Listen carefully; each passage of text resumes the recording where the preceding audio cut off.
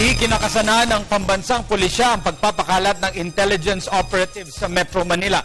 Ito'y bahagi ng proactive measures nito sa gitna ng pangambang masalisihan ang NCR ng mga terorista. Si Alvin Baltasar sa detalye.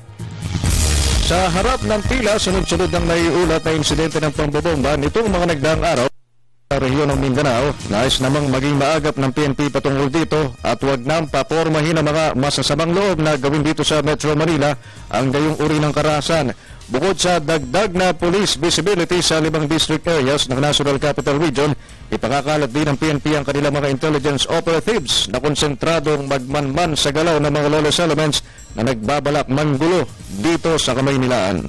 Another big number din, but sabi na wag na lang sabihin yung number, yung intelligence operatives doon din sa 5 districts.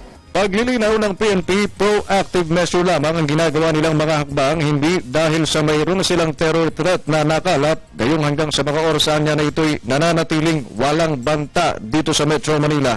Tulong-tulong din ayon sa PNP sila ng iba pang ahensya ng pamahalaan na may kinalaman sa intelligence operation at mula dito'y madetermina kung may seryosong ambanda dito sa National Capital Region. Patuloy din yung kanilang pag-uusap with NICA, ISAF, Army Intelligence regarding this report in the National Capital Region. Una nang sinabi ng PNP na asahan ng ilang mga paghihigpit kung seguridad ang pag-uusapan sa mga matataong lugar, kabilang dito ang air at seaports, gayon din sa mga mall at sa iba't ibang mga embahada.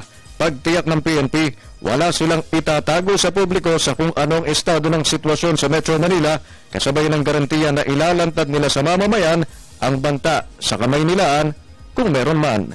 Para sa Telebisyon ng Bayan, Alvin Baltasar.